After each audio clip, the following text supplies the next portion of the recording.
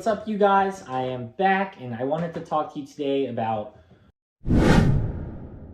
So the first thing you have when you're doing a short-term rental, those are the things that I focus in most.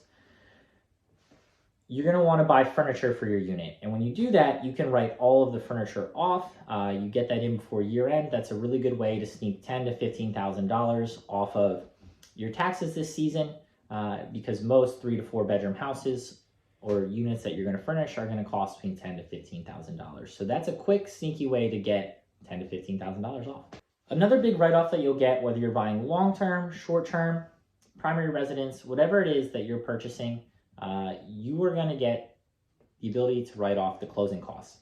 Closing costs can be pretty significant depending on the purchase price, but I'd say you're looking at anywhere between $10,000 and $20,000 if you're buying houses in a normal range. Now, if you're out there buying $1 million mansions, you're going to buy a $4 million beachfront house in perhaps Hawaii, then maybe you can write off even more in closing costs. But this video, just for your normal real estate investor or first-time home buyer, you're going to have closing costs you can write off, and that's maybe $10,000 to $20,000. All right, so my next one is for my flippers and burr people. So anyone who's going to buy something, renovate it, rent it out, refinance, and then if you want, you can repeat, do it all over again.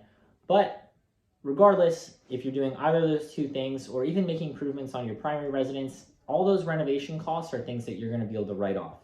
So go ahead, take on that DIY project. Do some stuff that's going to improve the value of your house and help you with a write-off today. At this point, I know what you're thinking. I bought a house and now I'm furnishing it. I'm doing a little rehab. I got my closing costs written off, so I had all these write-offs, but I still make a lot of money that I'm going to need to write off next year, and I'm not going to have that stuff next year from buying this house. Well, the good news is you're going to have a couple of things that you're going to be able to write off next year. The two biggest write-offs that I end up having are going to be the interest expense, and that's any interest that you pay on a mortgage over the course of the year, and then depreciation. To give you an example, I bought a house for $400,000, and each year I'm going to be writing off about $15,000 in interest expense and $15,000 in depreciation. So $30,000 of income that I make from that property is automatically deducted. Now there's more expenses than that, and honestly, in most markets, you're not even going to make that much money on the house that you buy.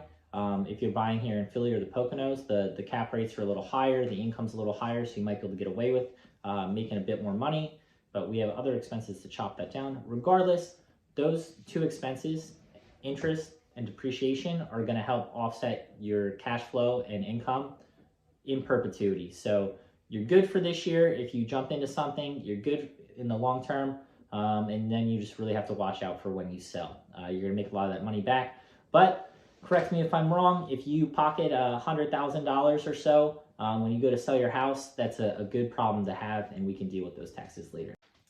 All right, you guys, I hope this video helped you out. I hope this gives you a little to think about come here year end. And if not, then you have a solid strategy going into next year. If you got anything helpful out of this video, be sure to like, comment, and subscribe, and share with someone you think would be helpful or anyone you know that wants to live free.